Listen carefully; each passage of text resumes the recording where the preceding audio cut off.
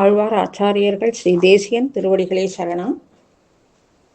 சூடிக் கொடுத்த சுடர்கொடி நமக்கு கொடுத்த இந்த திருப்பாவை இன்னைக்கு 21வது பாசுரம். ஏற்ற கலங்கள் எதிர்பொங்கி மீதளிப்ப மாற்றாதே பால் சொரியும் வள்ளல் பெரும் பசுக்கள் ஆற்றப்படைத்தான் மகனே அறிவுராய் ஊற்றமுடையாய் பெரியாய் உலகினில் தோற்றமாய் நின்ற சுடரே துயிலழாய் மாற்றார் உனக்கு வழி தொலைந்துன் வாசற்கண் ஆற்றாது வந்து உன் அடிபணியுமா போலே போற்றியாம் வந்தோம் புகழ்ந்தேலோர் எம்பாவாய். இந்த பாசுரத்துல ஏற்கனவே எழுப்பினா மாதிரி கண்ணன் நப்பினை ரெண்டு பேரையும் எழுப்புறா ஆண்டாள். ஆனா நப்பினை எழுந்து வந்துட்டா. சரி, நானும் அவங்க கூட சேர்ந்து கண்ணனை எழுப்பலாம் அப்படின்னு சொல்லிட்டோ எல்லாருக்கூடையும் சேர்ந்து கண்ணனை எழுப்புறதுக்கு முயற்சிக்கிறா. ஏன் நப்பினை இவா கூட சேர்ந்து கண்ணனை எழுப்ப முயற்சிக்கிறா? ஏன்னா இந்த உலகத்துல எல்லாருக்கும் சுவாமியா இருக்கிறவன் எம்பெருமான் சர்வேஸ்வரன். அவனை தவிர்த்து மற்ற எல்லா ஜீவர்களுக்கும் தாயா இருக்கிறவர் பெரிய பிராட்டி தாயார். ஆனா எம்பெருமானுக்கு மட்டும் அவள் அடிமை. மற்ற எல்லாருக்கும் அருள் புரியக்கூடியவள், கோவிச்சுக்க மாட்டா. அந்த மாதிரி இவ எம்பெருமான் கூட நின்னுண்டு தன்கிட்ட சரண அடைஞ்சவா எல்லாரையும் காப்பாத்துறது தர்மத்தை நடத்தின்னு இருக்கா.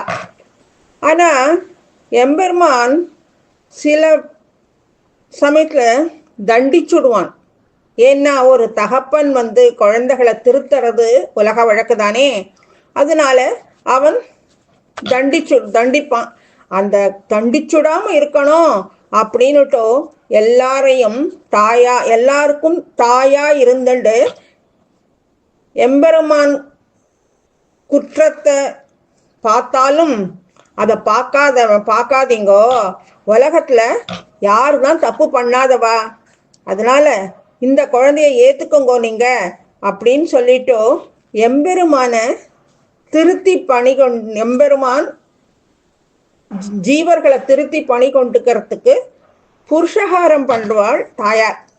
அதனாலதான் அந்த மாதிரி புருஷகாரம் பண்ணி எம்பெருமான் கிட்ட நல்லதனமா சொல்லி நம்மள தாயார் கூட்டிட்டு போனாதானே உண்டு. இல்லாட்டி நம்மளாம் என்ன பண்ணுவோம், நம்ம இவ்வளோ தப்பு பண்ணியிருக்கோம், பெருமாள் நம்மளை தண்டிச்சுடுவான், நம்ம போகக்கூடாதுன்னு தூரவே இருந்துருவோம். அந்த மாதிரி இல்லாம நம்மளை சேர்த்து எம்பெருமான் கிட்ட கூட்டிட்டு போய் அனுகிரகம் பண்றதுக்கோசரம்தான் தாயார் எம்பெருமான் கூடயே இருக்கா. அந்த தாயார் இவ்வளவு நாழி ஜீவர்கள் கிட்ட வரல. இப்ப என்ன பண்ணிட்டா, நானும் உங்களுக்கு உதவி பண்றேன் அப்படின்னுட்டோ தானும் சேர்ந்து கண்ணனை எழுப்புறா. அந்த கண்ணனை தானும் சேர்ந்து எழுப்புறது அப்படிங்கிறது தான் எம்பெருமான் குற்றங்களை பார்க்காமல் ஜீவர்கள் கிட்ட நடந்துக்கிறதுக்கு அனுகிரகம் பண்றது அப்படிங்கிறது. அப்பேற்பட்ட அந்த மாதிரி நம்ம கண்ணன் கிட்ட போகிறதுக்கோசரம் இன்னும் நமக்கு பெருமாள் சில விஷயங்கள் எல்லாம் உலகத்துல கொடுத்துருக்கான். எப்படி ஆச்சாரியர்களை கொடுத்துருக்கான். ஆச்சாரியன் மூலமா நம்ம உபதேசம் பெற்று தாயார்கிட்ட இருந்து திரும்பியும் பெருமாள் கிட்ட போற அளவுக்கு நமக்கு கொடுத்துருக்கான். அந்த ஆச்சாரியர்கள் எப்படி வள்ளல் பெரும் பசுக்கள். பசுக்கள் எப்படி பாலை சுரந்து கொஞ்சம் இன்னார் அப்படின்னு பாரபட்ச பார்க்காம எல்லாருக்கும் கொடுக்குமோ, அதே மாதிரி ஆச்சாரியனும் நமக்கு நல்ல உபதேசங்களை பண்ணி நம்மள எம்பெருமான் கிட்ட கூட்டிட்டு போற அளவுக்கு நமக்கு உபதேசம் பண்ணுவார். அதுதான் வள்ளல் பெரும் பசுக்கள். ஞானப்பாலை பொழிஞ்சு சிஷ்யர்களை சிஷ்யர்களுக்கு ஞானத்தை உண்டு பண்றா. அப்பேற்பட்ட அந்த மாதிரி நம்ம கொஞ்சம் கொஞ்சமா ஞானத்தை சம்பாதிச்சுண்டு ஞானத்தை அறிஞ்சுண்டு பெருமாள் கிட்ட போனோம் அப்படின்னா அவன் ஏற்ற கலங்கள் எப்படி இந்த குழந்தை எப்படி நம்ம கிட்ட வந்திருக்கே ஆஹா அப்படின்னு சந்தோஷப்பட்டு அவன் நம்மளை ஏத்துப்பான். அதுக்கு ஏத்த மாதிரி நம்மளும் எம்பெருமான் கிட்ட போறதுக்கு பிரயத்தனப்படணும். அது எப்படின்னா, ஏற்றக்கலங்கள்ல வள்ளல். யாரு வள்ளல்? எம்பெருமான் தான் வள்ளல். என்ன ஏற்றக்கலங்கள்? யாரு? இந்த மாதிரி ஞானத்தை தெரிஞ்சுக்கண்டு எம்பெருமான் கிட்ட போய் பிரபத்தி பண்ணிண்ட பிரபன்னர்கள். அந்த கலங்களுக்கு எதிர்பொங்கி பால சொரியிறான் எம்பெருமான். எப்படி? ஆஹா, இத்தனை நாளா என்ன தெரிஞ்சுக்காம நீ இப்பவான வந்தியே அப்படின்னு பெருமாளுக்கு சந்தோஷமா. ஆஹா ஆஹா ஆஹா வா வா ஆவாவென்று ஆராய்ந்து நம்மள அவன் அப்படி கூட்டிப்பான். அப்படி யாருக்கெல்லாம் பண்ணியிருக்கான்? பெருமாள் ததிபாண்டனுக்கு பண்ணியிருக்கான், திரிஜடைக்கு பண்ணியிருக்கான், விபீஷணனுக்கு பண்ணியிருக்கான். அவளுக்கு மட்டும் பண்ணல, ததிபாண்டனுக்கு மோட்சத்தை கொடுத்தோ, ததிபாண்டன் வச்சுட்டு இருந்த அந்த பானைக்கு மோட்சத்தை கொடுத்தோ, பானைக்கு மட்டும் மோட்சம் கொடுக்கல, அந்த பானையிலிருந்து யாரெல்லாம் பால் தயிர் எல்லாம் சாப்பிட்டாலோ அவளுக்கெல்லாமும் அனுகிரகம் பண்ணியிருக்கான் அந்த எம்பெருமான். அதே மாதிரி திரிஜடைக்கும் திரிஜடையை சுத்தி இருக்கிற ராட்சசிகளுக்கும் அனுகிரகம் பண்ணியிருக்கான். விபீஷணன் கூட வந்த மற்ற போர் வீரர்கள் 4 பேருக்கும் சேர்த்து எல்லாம் கொடுத்துருக்கான். இப்படி ஒருத்தருக்கு மட்டும் கொடுக்கல, அந்த யார் பிரபத்தி பண்ணிக்கிறாளோ அந்த பிரபன்னனை சுத்தி இருக்கிறவாளுக்கும் அனுகிரகம் பண்றான் எம்பெருமான். அதுதான் என்ன காரணம்? எல்லாரையும் வஞ்சனை இல்லாம ரட்சிக்கிறவன் அவன். அந்த மாதிரி தயாள குணம் உள்ளவன். அந்த தயாள குணத்தினாலதான் நம்ம கிட்ட இருக்கிற குற்றங்களை பார்க்காமல் சீற்றத்தை பொறுத்துக்கண்டு நமக்கு அவன் அனுகிரகம் பண்றான். அப்படி எம்பெருமான் அனுகிரகம் பண்றது எப்படி இருக்கு? எம்பார் ராமானுஜருடைய சிற்றனை வழி தம்பி. அந்த எம்பார் கோவிந்தன்னு முதல்ல பேர் அவருக்கு. அவர் ஸ்ரீபாஷ்யக்காரர்கிட்ட அந்தரங்க கைங்கரியம் பண்ணிட்டு இருக்கார். அப்படி பண்ணிட்டு இருக்கிற பொழுதோ அது அவர் ஒரு சமயம் காளகத்திக்கு போயிட்டார். காளகத்திக்கு போனதுக்கு அப்புறம் பெரிய திருமலை நம்பிகள் மூலமா திருத்தப்பட்டு திருப்பியும் ஸ்ரீபாஷ்யக்காரர்கிட்ட அந்தரங்க கைங்கரியம் பண்ணிட்டு இருக்கார். அப்போ இந்த மாதிரி அந்தரங்க கைங்கரியம் பண்ற போது மாற்றக்கூட இருக்கிற சிஷ்யர்களுக்கெல்லாம் என்னன்னா பொறாமையம், இப்படி பண்றாரே அப்படின்னுட்டும்.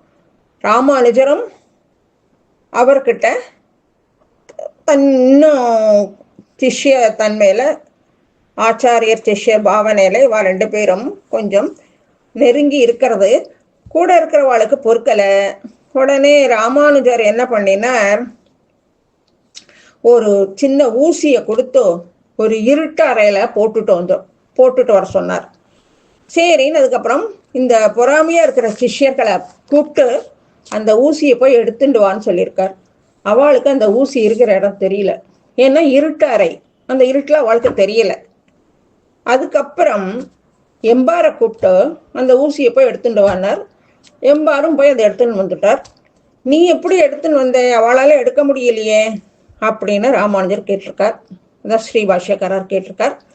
அவர் சொன்னார், எனக்குள்ள அந்தர்யாமியா இருக்கிற அந்த எம்பெருமான் எப்பவும் எனக்கு கூடையே இருந்துட்டு இருக்கானே, எனக்குள்ளேயே இருக்கானே, எனக்கு இருட்டே கிடையாது, எப்பவும் எனக்கு ஒளி வீசிட்டு தான் இருக்கு, இருட்டு ஏது எனக்கு அப்படின்னு பதில் சொன்னாராம்.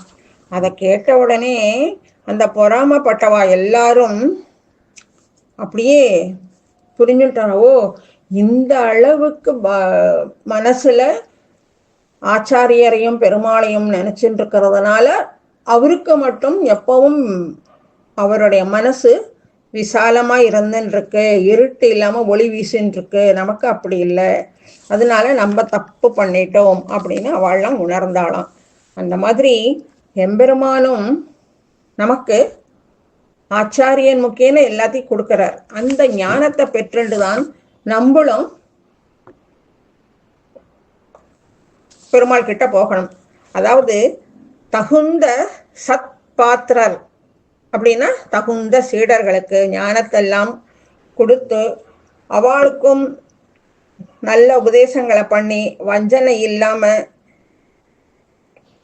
ஆச்சாரியர்கள் அவளுக்கு சத்தான உபதேசங்களை பண்றா.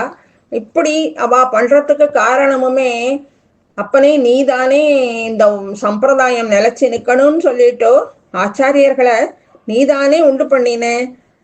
நீ பாஞ்சராத்திரம் போன்ற சாஸ்திரங்கள் எல்லாம் கொடுத்துருக்க, அதை உபதேசிச்சு நீ தான் முதல் குருவாகவும் இருந்திருக்க. அதுக்கப்புறம் நீ ஆச்சாரியர்களை கொடுத்து எங்களுக்கு ஞானோபதேசம் பண்ணிட்டு இருக்க. இப்படி எல்லாம் பண்ற நீ வராகனா அவதாரம் பண்ணினேன், ராமனா அவதாரம் பண்ணினேன், கிருஷ்ணனா அவதாரம் பண்ணினேன். ஒவ்வொரு அவதாரத்திலையும் ஒவ்வொரு சரம ஸ்லோகத்தையும் நீ உபதேசம் பண்ணினேன். இப்படியெல்லாம் இருக்கிற நீ இப்போ எங்க கிட்ட எங்களை ரட்சிக்கிறதுல மட்டும் நீ ஈடுபடணும். உன்கிட்ட சத்ருன்னு வந்தவாளும் தன்னுடைய சுயரூபம் தெரிஞ்சுட்டு நம்ம சக்தி இல்லாதவா நீதான் எம்பெருமான், உன்கிட்டதான் அனைத்தும் இருக்குங்கிறத தெரிஞ்சுக்கண்டு உன்கிட்ட சரணாகதி உன் திருமாளிகையில வந்து நின்றுண்டு உன்னை சேவிக்கிறதுக்கு நிக்கிறா. அப்பேற்பட்ட அவள் தன்னால தன்னை ரட்சிக்க முடியாதுன்னு தெரிஞ்சுட்டா. அதே மாதிரி நாங்களும் எங்களால கைமுதல் இல்லாதவா, நாங்க அகிஞ்சனர்கள். அதே மாதிரி இருக்கிற எங்களையும் நீ எங்களுடைய குற்றங்களை பார்க்காம உனக்கு கைங்கரியத்தை பண்றதுக்கு நாங்க வந்திருக்கோம். நீ குற்றங்களை பார்க்காம எங்களோட கைங்கரியத்தை சந்தோஷத்தோட ஏத்துக்கணும். நாங்களும் செய்ய வந்திருக்கோம். நீ எழுந்திருந்து எங்களுக்கு அனுகிரகம் பண்ணு அப்படின்னு சொல்லிட்டு இந்த பாசுரத்துல தன்னுடைய கிஞ்சனத்தை காமிச்சிருக்கா. சோ நீதான் பரதெய்வம், நீதான் பரம்பொருள்ங்கிறத நாங்க அறிஞ்சுட்டோம் அப்படின்னுட்டும் இந்த பாசுரத்துல ஏற்ற கலங்கள் ஊற்றமுடையவன் அப்படின்னு சொல்லியிருக்கா. இந்த பாசுரத்துல தாயார் ஆண்டாள் எப்படி வார்த்தைகளை யூஸ் பண்ணியிருக்கா.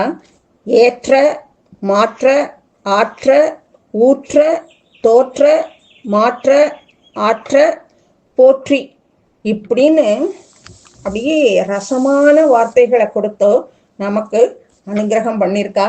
நம்மளும் இந்த அனுகிரகத்தை ஏற்றுக்கண்டு எம்பெருமான் கிட்ட நெருங்குவோம். அடுத்ததுல பார்க்கலாம். ஆண்டாள் திருவடிகளே சரணம்.